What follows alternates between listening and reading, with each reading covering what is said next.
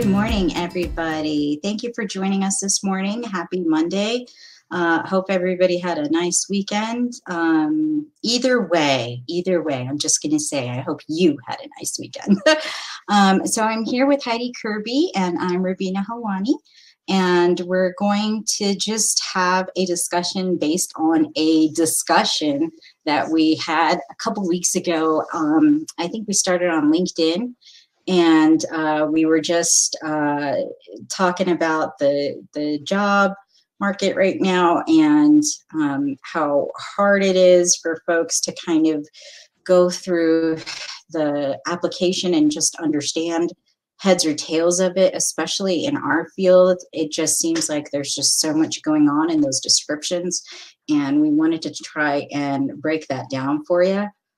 So Heidi's going to start first for us and bring us her woes that she's seen. And I'll come in at the end on the second half and try and give some tips for you guys. And please feel free to ask questions at the bottom of your screen there. You can ask a question and let us know your thoughts and anything else that you want to know from either one of us. All right, so Heidi, where do you want to begin? What are your thoughts on all these job descriptions? What's going on in L&D? Sure. So I made the transition to corporate ID from being an English professor a few years ago.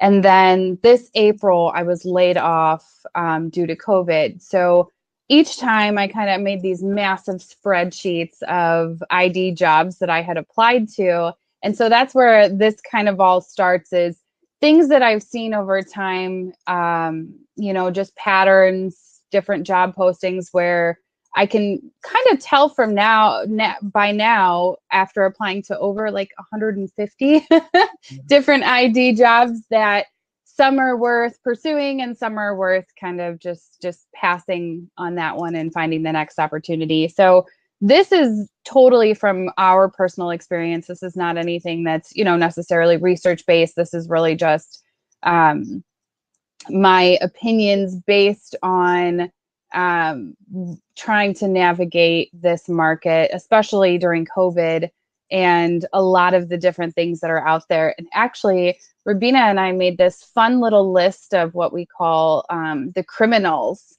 So I'll just start there and I'll just go through some of the, and we say this jokingly, this does not mean do not apply for these jobs, right? Like these should pose a red flag. And we're just trying to get you to, think a little bit more critically about the kind of job postings that you're applying to and read between the lines, right? I think that's one of the big things, is just kind of read between the lines. What can you learn about the organization just from the job posting?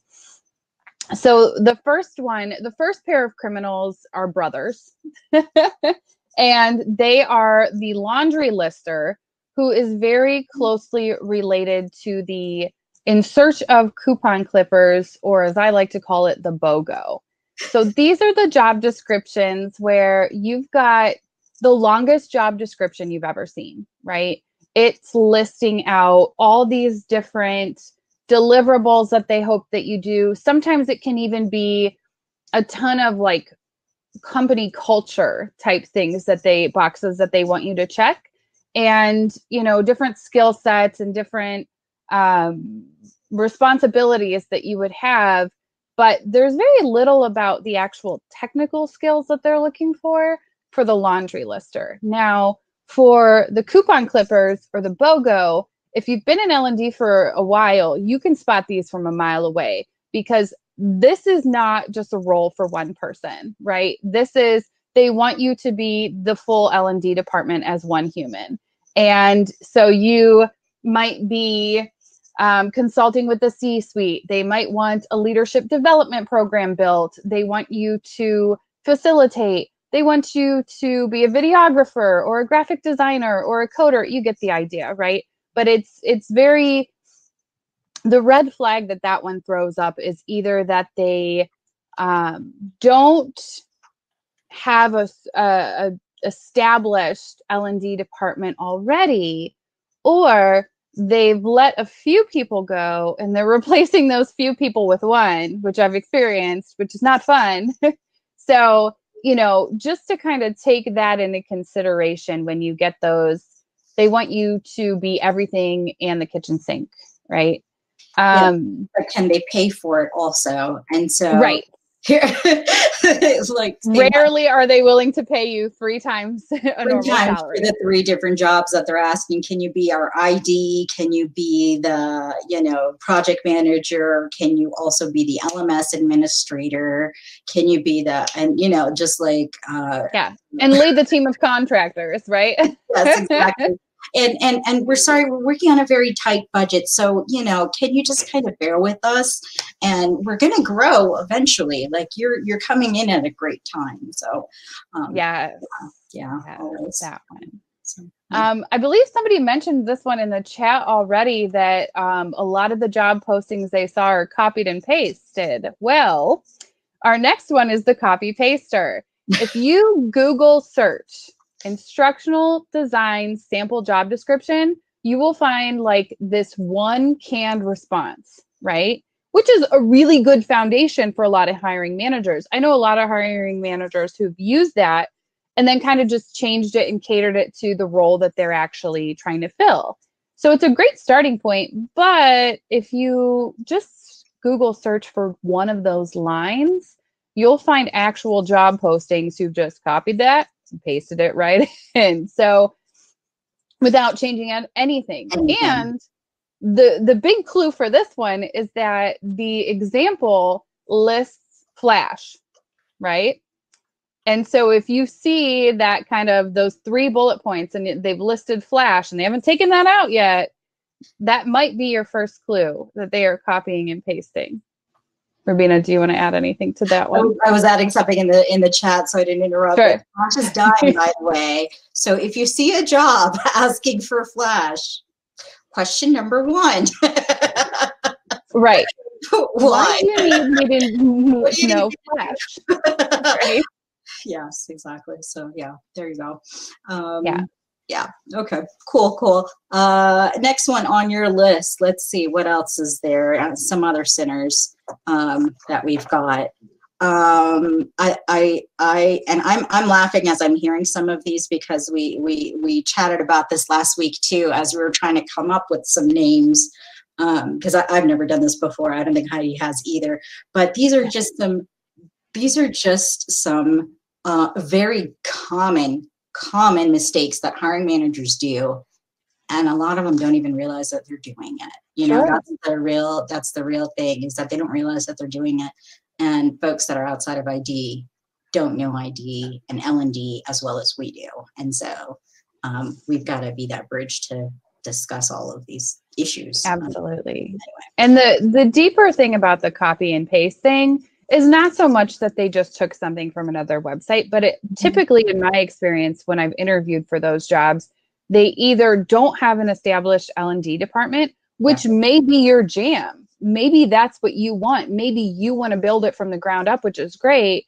But as like a new instructional designer or someone who's just transitioning into the field, you probably want something with that's a little bit more established, where you're going to have a little bit more mentorship or, you know, just opportunities to learn from other people, right? Go ahead.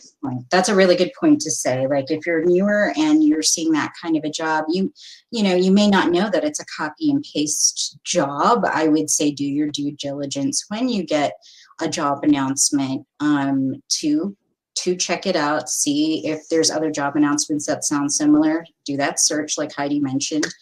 If not, ask another tag yourself to an instructional designer that's been around for years. We're all like pretty very open and very willing to kind of look at it for you and tell you, oh my gosh, this may or may not be a good fit to you based on where you're at with your career. And Sure. Sure.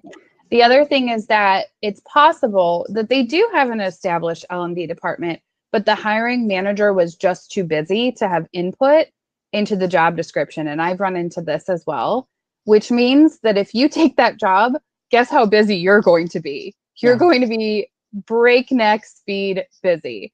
So it just kind of a couple different red flags on that one that might be, might be indicative of a bigger problem with the organization, right? Yeah, yeah. If they're not taking the time to actually look at the job description, to write it out properly, to put some specifics in there for that company, or you see the disconnect, I would say, between the HR person who announced the job and or the recruiter that is announcing the job, versus when you go in to interview and the interviewers are having a different, almost, it's not matching. It's not matching what they're looking for to what is in that job description. Make your best assessment, see if you still want to take the job or not. But make sure before you sign some signatures and sign your life away, make sure that you have negotiated some terms a little bit in your best interest, I would say, before you take it. Yeah, for sure. So the next one I think you've got here are the must-havers. I think this is like the opposite of the copy pasters, right? Oh my gosh. Oh my gosh. And how many of us have had the must-have opportunity job announcement? I know I've seen that everywhere. You must have a certain, for like an e-learning developer job, you must have Articulate, or you must have Captivate. And then you're like, well, wait, what if you're the storyliner and they ask for Captivate? Is that a must have or not? And how would you know? Or you think not to apply for the job because they've said must have Captivate and you're a storyliner, so you mixed yourself out of a job. But should you have? Maybe not. Maybe still apply for it. Maybe still tell them what you're really good at, and see if the LMS is compatible, and then just go from there to negotiate getting a job. It's worth it. I've done it. I don't know if you've done it, but that's a really, yeah, I hate that. That's, I think, my worst pet peeve, is to say must have. Yeah. Well, and a colleague of mine also said that he was surprised by the amount of specific ID models or frameworks that were called for in job descriptions. And to me, that kind of says, look out, you've got a micromanager, right? Like they are spelling out exactly what they want you to do. You're probably not going to have a lot of creative freedom as an ID in that role if they're putting you in that box from the beginning, right? I've experienced that. And, I had a manager who was a little bit micromanagey, I guess you would say. That's the technical term, right? But she never made us pick an ID model. So when you get that specific, be careful, because that might mean that there are a lot of rules, a lot of processes that you kind of have to follow, and you don't get a lot of that creative freedom. You make a good point. And we talked a little bit about this last week as we were prepping for this, about the models. And I haven't seen that as much. I've seen that maybe once or twice, but you must do Addie, or you must do Sam. And we're like, what the heck are you talking about? Like, those are, that's just bad. That's just poor job description writing. And I think that is a serious red flag there. It's a big tell of they may not know what they're talking about, or if they're saying something, that doesn't work. That shouldn't come from them. That should come from you. You should be able to explain yourself. You should be able to talk about your learning theories and the way that you work and stuff like that. And so, Cassandra, she's like, I've seen those. I know, you see those and you laugh. You laugh. You're like, wait, what? I must do it this way. Okay, I shall. Right. Anyway. Because on the other hand, the good quality job descriptions will say like, needs to have, storyline experience or another e-learning authoring tool. They'll let you know what they use at that company, but they'll say like, but if you have something else, or Cornerstone, but must know other or some other comparable LMS, right? They'll throw theirs out there, but they won't limit you to that, right? to that. Yeah. Or the, you know, and even if they do have it in the announcement, that's something very important to discuss. If you're going to do e-learning development, especially, talk about those authoring tools. Ask them what experience you have, present that, what you know really well. And there's things out there that they don't know about. There's new stuff coming out all the time, so they wouldn't know about it. And so if you're a really good guru on, you know, whatever is the next best thing, sell yourself and see if you can get that job opportunity, and just say, you know, you're looking for somebody to develop learning, and if these are your timelines, I think I can meet that timeline with this tool and this way, in this manner, and sell yourself and have a really good, thorough discussion, and don't feel that you're limited to those confines in the box. If they say yes, then you say no. If they say maybe, then there's an opportunity that you just had work in your favor, I think. So that's a good way about it. The next one you've got here, love them and leave them. All right, go for it. Yes. So for those of you who've ever put together onboarding before as an instructional designer, you know that the remote 3-month contract is very difficult, right? You have these opportunities that come up. They're a 3-month contract with, you know, always the possibility to be longer, but typically aren't, right? And you have to know all these skills. You have to have all this skill set. And maybe you don't have all of those skills, but you're willing to learn. Well, guess what? By the time you get to the end of that 3 months and you just become comfortable and you've just got a handle on things and you just have a strategy and a vision, it's over. The contract's over, and now you're unemployed again. And now you have to start this whole month and a half process to find another 3-month contract, right? No, you just got comfortable with the folks that you're printing with, and so like you're just now looking for your next opportunity while you're at your current opportunity, which is, you know, a 3-month gig. So good luck. You have to also look for a job while you're getting a job. Now, not to say that it's not for somebody. There's a job out there for somebody somewhere, and it works great for them. Like, let's say, you know, you're a teacher for 9 months out of the year, and you've got your summer off for 3 months, and you can do instructional design and whatnot. Go ahead, take the opportunity. It works for you. You get the work, you get the project done, beginning to end. And leave it behind. If you're somebody like me, who's like a really, you know, I like people. I'm a people person, and I get attached. And you know, I like to be around some folks for some length of time. And as soon as I got to know them, I'm like, oh no, you know, you start grieving the loss. You're like, oh no, I wanted you to stay, please. Or I thought this 3-month opportunity, I thought that it could extend, and during month 1, you liked me. During month 2, you really liked me. And during month 3, I just got blindsided because we just parted ways. So now that happens in the game, and you may want that kind of a deal. So, yeah. And I wouldn't necessarily say to stay away from those opportunities. Just be aware that if they say, possibility to extend the contract, that it's kind of a 50-50 shot, right? It's never based on how much they like you, right? Because in most cases they may really like you, or they may totally not like you, but it really, that's kind of one of those budgetary things, right? So it's not something personal, but yeah, and it may work for you if you're just starting out in instructional design. I like Kim's comment. Maybe the 3-month contract strategy would work if you line them up 1 or 2 months in advance. Yes. Your gig ends. Some people might like that and churn through. That's a really good thing. For me, where I'm at right now, you know, I don't want that instability. I am actually looking for the longer term position.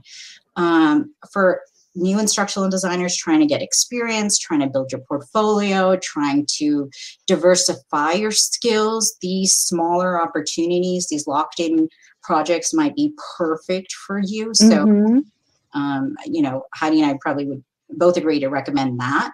To build relationships, to get contacts, to learn more. There's definitely some a lot of good that can come with those smaller projects. Just know that if you think like I used to when I was a newbie, I was like, well, there's an opportunity to grow, so they're just testing me out. And so if I do a really good job, they'll keep me. And if I don't do a job, they're going to drop me. No, even if you do a good job, they may just not have money to keep you on. So they're going to drop you either way. So it doesn't mean there's any assurance. So just know going into it what the scene looks like. Honestly speaking. So another comment here, storyline is expensive, so I would suggest getting Captivate to get some. That's a really cool thing that you could do, yeah, at a gig. And especially you know, if you're trying out new different authoring tools, you may have one, you may own one, you may have paid for one, and now you have to learn another one and use another one, and you're not going to buy all of, I mean, how many can you go through? If you get a contract opportunity and you're a quick learner, fast, and you can do a project, sure, go for it. Those are great positions to have to help you along. They just remember that on the outset of that, it may or not be a long-term thing. So we'll see. Moving on, next one. The con recruiter, and I have like in parentheses, plural, con recruiters, the ones that you hear from several at the same you have this dry spell and all of a sudden they just pop up at you and then you get once too. So yeah, and it's always interestingly after you filled out like your profile on like Monster or Indeed that all of a sudden you're swarmed by recruiters who think that you are perfect for this opportunity.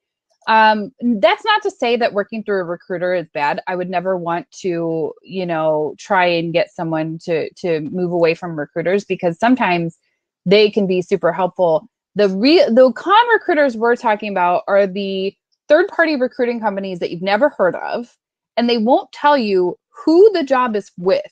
They won't tell you the actual company that you'd be working for, but they have this really great opportunity. And it's perfect for you. You're perfect for it. And they want to tell you all about it. Yes. And usually one of three things happens if you actually take the time to talk to them. Either you find out that it's nowhere near where you are location-wise, and they're not willing to do remote. So would you be willing to go with no relocation money to Tallahassee, Florida for 6 months, right? Or it's way lower pay than what you were expecting because of course the recruiter gets a cut, right? So it's much lower in pay than you were expecting. Or the third thing that happens to me most often when I was a noob and I didn't know what I was doing and I talked to all these recruiters was that they take your resume and then you never hear from them again, right? They're like, we talked to the hiring manager. They love you. They want to talk to you. We're going to talk to you next week about when we want you to do an interview. And then crickets. Ghost. Yeah. And you spent all this time interviewing once, twice, thrice in some occasions. I think one time I interviewed 3 times for a gig, still didn't get it, got completely ghosted. And I didn't think strong of it, but I got a chance to practice interview skills, so that was fine. But it was such a long, ridiculous application process. And they send these recruiters because they don't even want to do the hiring themselves. And so that's like a little bit of a, I don't know how deeply you want to think about the red flag on that one. It is what it is. There, especially larger companies that just have so many different employees and are hiring and going through cycles all the time. They will go for these recruiters. It's the best in their interest. Is it the best in your interest? You've got to think about it and go with, your eyes open about what it is, what you're going to invest time into. And when you get asked for these positions and they don't even tell you the salary range, and then they start diving into questions. You're like, thank you, but I really need to know what the numbers look like first when it's a recruiter. I do ask for those numbers up front. If it's I have a different strategy if it's a company that's hiring for a long time position. I don't talk numbers initially. I think it's kind of, I don't know if I'm old school, if things have changed, but I think that I wait for that. I put that out. But recruiters, no, it's different folks, different people. They're not the hiring manager. You should ask for numbers. You should ask for the range of numbers, even if they toss out 25 or 30 or whatever the numbers are. What is the range? And then see if you can get higher. A lot of recruiters are third parties. They don't mind giving you the higher number, because if you get the higher number, they get the higher commission. Right. So, a win-win. Yeah. And if you think that you're a solid candidate for whatever type of 3-month perfect opportunity it is, or 6 months, some of them are 6 months, you'll be surprised. Yeah, that's it. Yeah, for sure. Done that. Oh my gosh. If you get like an email or a LinkedIn message asking for that salary range, is one of the fastest ways to weed these people out, because they will ghost you immediately when you ask for the salary range if they're not willing to talk about it. So you just save yourself a ton of time. If the first question you ask is, I'd love to talk to you more, do you know what the salary range is for this position? Yeah. Oh my gosh. And then know that in the recruiting world, when you get that hit on your, LinkedIn or Monster or Indeed or whatever, they expect you to reply back yesterday. Like, no kidding. They do not want you wasting time on those job opportunities. They do expect you to give a response very quickly, very fast, and be the first one, because they're also contacting 10 others, and 10 other recruiters are also contacting 10 others. So it's not really about the most qualified. It's just about the first person who halfway fits, who can go ahead and just do the job. So know that you have to move that at a faster pace. And if you want to do it, great. If you're like me and I'm like, no, I don't know, it's 4:00 in the afternoon. I've already done my day and I don't feel like replying back in 10 minutes with the answers to 5 questions right now. Maybe it's not for me, and so I'm not there anymore, and I'm glad, and I don't want to be, and so I'm just not going to do it. So thank you, and please try and find someone else. But great result. Take it if you need it, and know what. Well, and I like this. The question in the chat: do you think COVID has forced some of the companies to have remote when they previously wanted you to be in a certain location? I think absolutely. I've heard a lot of people just out there in the field through LinkedIn, social media, whatever, encouraging people to apply for jobs that are remote right now to kind of prove their worth, so that when it does become back to the office, right, whenever that happens, that either the company will keep you on because they've decided you're worth it to work remote, or that they will provide you relocation opportunity and money to relocate as well. So people are really encouraging you to just apply for anything that's out there, even if it's remote, just for now. Yeah, absolutely. There are a couple other questions here I see in the question section. Are there any indications you're part of a team of IDs, or do you always have to ask? Do roles exist? If you're only working on development. I'm not sure if I get the second part of that, but you should always, I would think, and please add to this, I think you should always ask, how many instructional designers are there? Always. Who else is on the team? Who else can you reach out to? Who else is a stakeholder? Make sure you know who else is a stakeholder. You may be thinking that you're doing stuff if you're working there and creating things and going along about your business, and you're fine, but then you were going to get your stakeholders who are like, well, I didn't want that, and I didn't want this, and I didn't want that, and you're like, I didn't even know who you were when I took this gig. And I had no idea you were going to give input, and I had no idea that this was going to go to that chain link and stuff like that. Always ask, what the big Yes. picture is going to look like for you. And Absolutely.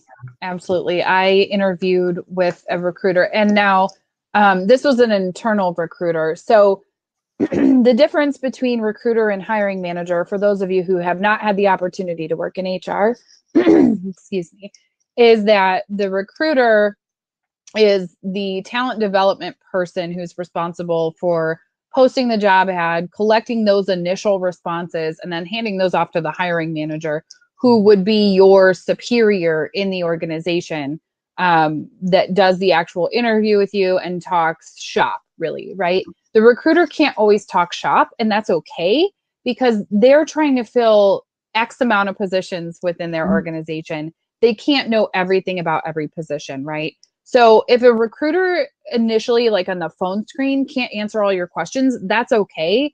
Once you get to the hiring manager, though, they should be able to answer those questions for you, right? But I asked this recruiter if there were any other instructional designers in the organization, and she's like, I don't know. I think there's one. Why would you want to know? I'm like, well, would this person work with them? Would we be able to bounce ideas off of each other? Share resources, that type of thing. And she's like, well, I don't know why you'd want to, but I guess you could. And I was like, oh, okay. So yeah, always ask. yeah. If you ask the recruiter and Kim is like, red flag. Yeah, I know, absolutely. If you ask the recruiter, they don't know, forgive them and just move on, because they don't know about us. Like, half of the folks that are in the field don't know what the field is about. So we always have that ambiguity to deal with. But if the hiring manager doesn't know either, there is a definite red flag if they don't know who the other folks are, even if they're not in your team. What if they're a competition in another department? You want to know that, or a resource in another department. You definitely want to know that. And so you want to know how many other instructional designers there are in-house, and or do they get instructional designers out-house, like they're hiring you for a project? Are they hiring other instructional designers for the same project and or related projects that you can either reach out to as resources or just be aware of? You could be in a competition, just to know. It's always just good to know. And great companies will actually have those instructional designers sit down with you during an interview if you make it to that point in the process, and we'll let you meet those people and talk to them and make sure it's a good fit, right? They should, and that's a good thing to say. Emphasize great employers, good employers, yes. The ones that are not good will hire you, tell you, yes, there's other instructional designers, but not let you talk to them in the interview rounds. I would not be taking that job. And I've had that from the administrative side, I should say. I wasn't the hiring person and I wasn't in on the interview, but we added an instructional designer where I was in one of the places I was at. And I just thought that was ridiculous. That was, one, unfair to me, two, unfair to the other instructional designer, and things did go sour in that position. Sure. It didn't work out well. You don't know if you're supposed to open up, not open up. It's just like, hi, here's another person. Okay, are we going to work together? Are we not? Right. It was really bizarre and weird, and then it just kind of got unfruitful very quickly. And yeah, that makes sense. Yeah, makes total sense. Yep. So then, the yesteryears. Yeah, I think we mentioned some of this when we talked about the Flash stuff, but yeah. Yes, I won't name the company because I have worked with them in the past, and they're such nice people, but I found a job description that they posted recently for an instructional designer. It mentions Flash, which, look, a lot of them still mention Flash. It's just now starting to ride off into the sunset. So we'll forgive it for now. But it mentioned something. I'm not going to say the name of the program because that might give away the company, but it mentioned this program that I had never heard of. And so I Googled it, and it had been not updated in several years, but it actually was discontinued in 2017. So that either means that they're using old technology, which means if you're new trying to come in getting access to, getting support for tech support for old technology is not going to be easy. Or it means that they just didn't care to update the job description, which, you know, is also a red flag, a different kind of red flag, right? Yeah, yeah. So you don't want that. You ask some questions about your job description. Like the one thing I hear the most with interviewees, with the applicants themselves, they're like, well, what do I do in the interview? And they kind of inhale what's going on, and really honestly, it should be a fluid discussion. It should go back and forth. You are Absolutely. very much folks in L&D, here's the big secret: you're in demand. You're absolutely in demand. So they can't hire fast enough, and they can't want enough. And so there is definitely something out there for us. And so make sure you negotiate terms properly for the position, for that announcement. And then that kind of segues into some of the tips, but we had a couple of other questions here. Heidi, here's a question. It's saying, if you're new to ID, do you look for internships or temp work to get that first experience? And I think we answered some of that, but yeah, can you, what are your thoughts on it? Oh, I really think it depends on the individual. One of the things that I did, because I came from higher ed, was that I dialed down my adjunct schedule by a lot. I only taught like 2 courses in one semester. And then I did some instructional design volunteer work. So there are some different instructional design volunteer groups out there. Design X Humanity, is that what it's called? Yeah, okay. Yeah. And then there's also Designers for Learning. Those are two different groups that I know of. There's probably more. But the work that you do for those groups helps others, but then it also gives you things to put into your portfolio. And that's kind of what I did while I was still doing my previous work. And it allowed me to still make a little bit of money, but also add to my portfolio. So I guess it was kind of like an internship in that sense. But I would recommend that, you know, if you're trying to break into the field, sometimes it can be difficult. I would imagine that it's very difficult right now to kind of get that first instructional design job, because there's a lot of people out there looking for those. And just with COVID and everything going on, that I would be taking those 3-month contracts if I were new and trying to break into the field right now. Yeah, it'll definitely give you a leg up. You put it on your resume. You say you have this experience, and I would for those 3-month positions, ask: are you working on one project from beginning to end, or where are you coming in on that project? Just so you're aware. Are you going through the entire life cycle of a project? When you interview for your next position, there are hiring managers who ask for that. They want to know, have you gone from beginning to end on a project, or what specifically did you work on? Just so they have a sense of what you're familiar with, what you can do, what your capabilities are. And so those are a couple of good questions to ask in those types of positions. And you know, here, there's another couple of questions in here. Oh, we're getting a bunch. Oh, that's kind of cool. Here, so did we, oh, sorry.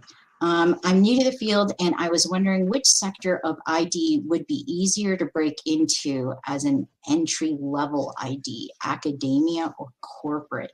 Good question, very good question. I can start with that one. It depends. I think corporate is easier just based on my experience getting into than academia. If you're at a university and they have instructional design positions out there, perhaps that's one way for you to try. But those seem to be very, in my experience, very, very difficult to get to, especially when you're new and just learning and trying to get your portfolio together. They tend to hire, I guess, mid-level up at that level is what I've seen. but there's always new enterprises out there. There's always online universities out there, Phoenix and some of the like WGU and things like that. They do operate online, and those are avenues that you could go to maybe they might take an instructional designer. WGU gives certificates in instructional design, so they want to hire instructional designers. So maybe, but my experience has been that corporate has always been easier. Is it nicer of an environment? That's up to you, depending upon the person, depending upon what you like to do and where you like to be at. It may be a great fit for you, and it may not. I work for the state currently, and so that's another avenue. Government positions are available, and or Heidi, you can talk about her thing, because it's not really. I mean, yours is new, I guess, right? Entrepreneurial, like it's. Yeah, working for a startup is totally different. It's like completely. So I technically work as a 1099 contractor, but I work 40 hours a week, and it's a startup where I'm working with like 3 other people, and we're building this mobile LMS, right? And so that's what the whole product is, and it's not even done yet. And I've been working with them for 6 months. So it's a very different avenue. It's not one that I normally would have taken, but it's super, like, I'm learning so much, and I'm part of my job is to just do this and network, right? Like, I'm on the clock right now doing this. So it's really nice. But to your point about government too, my first instructional design job was for NASA, which like still blows my mind that like of all the people to take a chance on me coming from higher ed, it was NASA, right? Like that's crazy. But they were super impressed that I was pursuing my doctorate. That was like a big thing. Like they were like, it's okay that you don't have experience. We know you're serious about this because of what you're doing. So sometimes it's just and not that you have to get a degree, because I'm not one of those people, but sometimes just your motivation, whatever it is that you're doing, whatever projects you're working on, if you're volunteering, if you have your certification, if you are going to grad school, sometimes that's enough to kind of just push you over the edge. I didn't actually, I take that back. I interviewed for one higher ed ID position when I was transitioning, and it was like the worst interview ever. Because they wanted me to do, like, it was a private college, so they wanted me to do a ton of things. So it was easier for me to break into government and corporate. But to Cassandra's point, sometimes when you're an adjunct, it's much easier for you to make that hop over to instructional designer for higher ed, especially at your own college, especially if you have courses that you put together. If anybody else has worked as an adjunct, you know that that's design and development experience right there, because a lot of colleges just give you the textbook and say, good luck, have a great semester. So you're using all those skills already. And so that may be, a good bridge. Absolutely. Absolutely. I agree. We've got a lot more questions in the chat. This is really cool. Thank you very much. So we've got, how do you figure out your hourly rate for a contract position if you're new? There, I would say go to salary.com and or glassdoor.com and check in there, put in contract, either remote or just contract instructional designer or instructional designer. Put in a couple of different terms, look for entry level type jobs and announcements, and then check out your market also. So if you are in California, you're obviously going to have a higher rate just because that's just where the economy is there. If you're in Ohio or, on the East Coast, you're going to have different numbers depending upon your market. If you want to know how your market is in those areas, look up different jobs, figure those out, the differential, like an engineer over in California versus an engineer in Ohio and or somewhere on the East Coast, Maryland. And then you'll get a better sense of what numbers look like in different markets. You have to know exactly where your company is hiring from, even if it is a remote gig. If they are out in Texas and you're out in, Utah, well, I think I should be getting paid this much amount, but the company's over in this other market, which may be a little bit lower. So they're offering what they can offer. You have to just make your decision. Are you able to work for it or not? And then it shouldn't always be about numbers either. I'm not a numbers person. I'm thankful to be not a numbers person because I'm married and I have a husband who's my first. Everybody's in their own position and I don't judge. Numbers are part of that equation.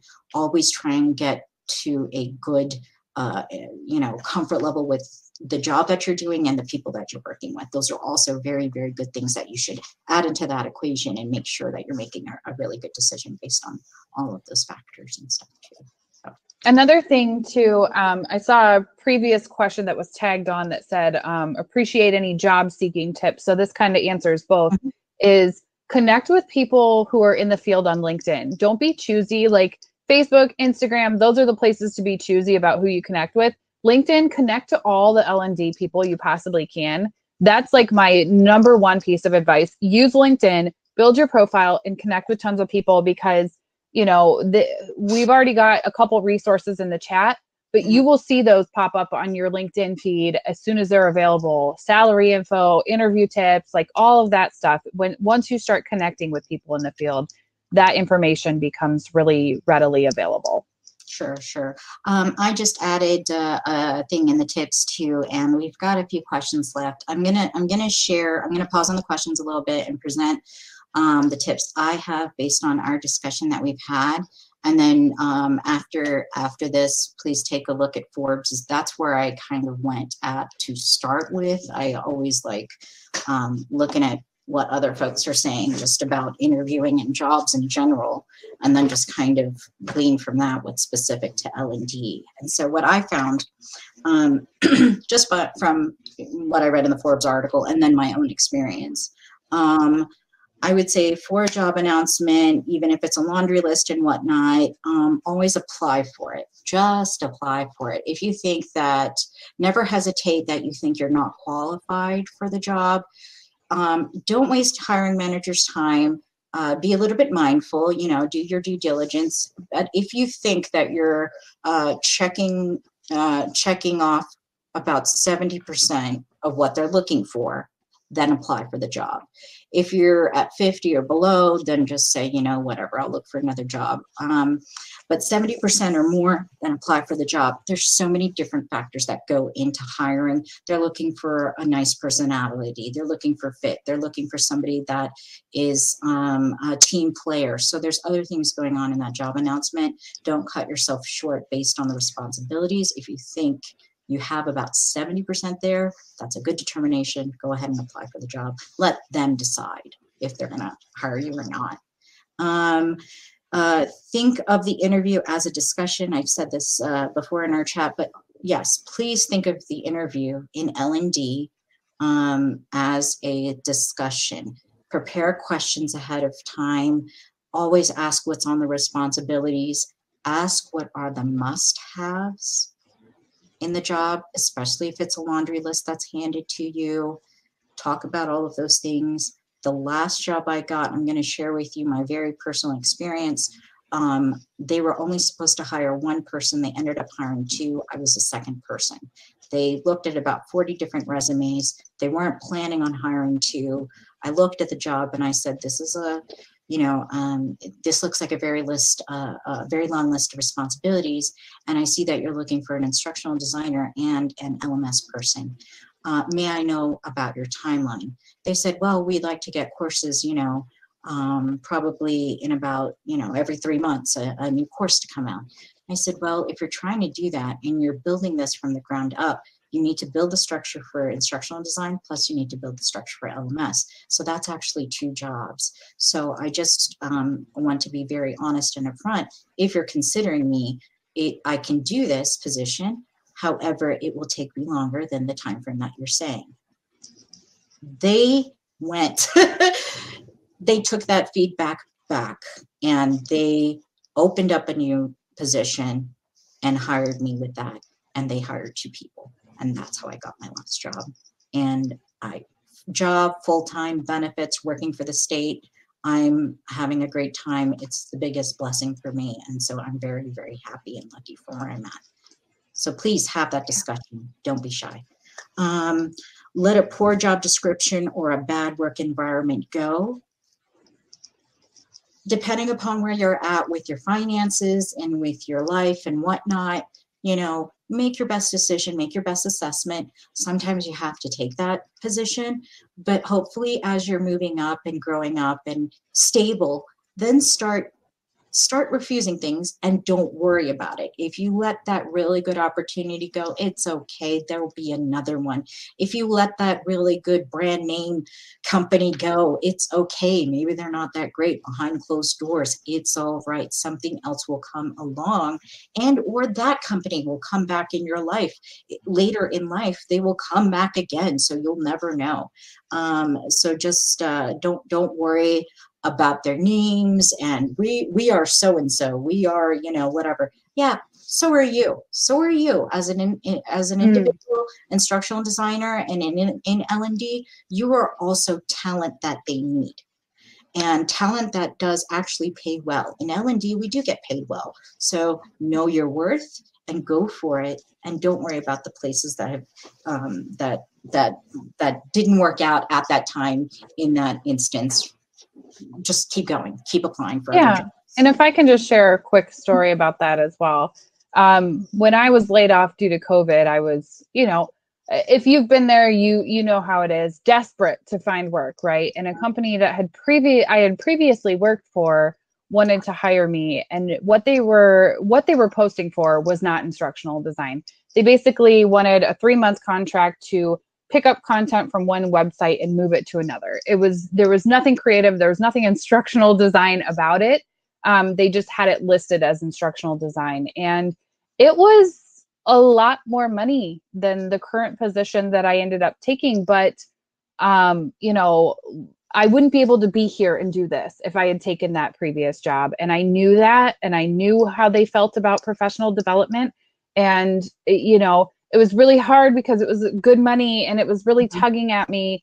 But at the end of the day, I was just like, no, man, like I'm at the point in my career where I really just want to build my professional brand and make the right choices. And I ended up, I make less money. But you know, with COVID and everything, I'm not shopping for clothes as much. I'm not going places as much. So it ended up working out for me, and I ended up making it work. So, you know, just as a story, as an example of that, to stick to your guns, and you will maybe end up much happier, because I know I have. You definitely will. I've refused places, and now I do it a lot more because I really do like exactly where I'm at, and I feel for where, you know, yes, I can get a higher paying job, great. But the environment may not be right. Yes, I can get a little bit more fun project to work on, or a little bit more fun tool to work on. But then, you know, there's a trade-off there. I may not get the benefits. I may not get, you know. So always make a good decision. Ask your friends, ask other IDs, ask on LinkedIn. That's what it's for. That's what we're for. And make a good decision, and never fret about the one that just went away. It's okay.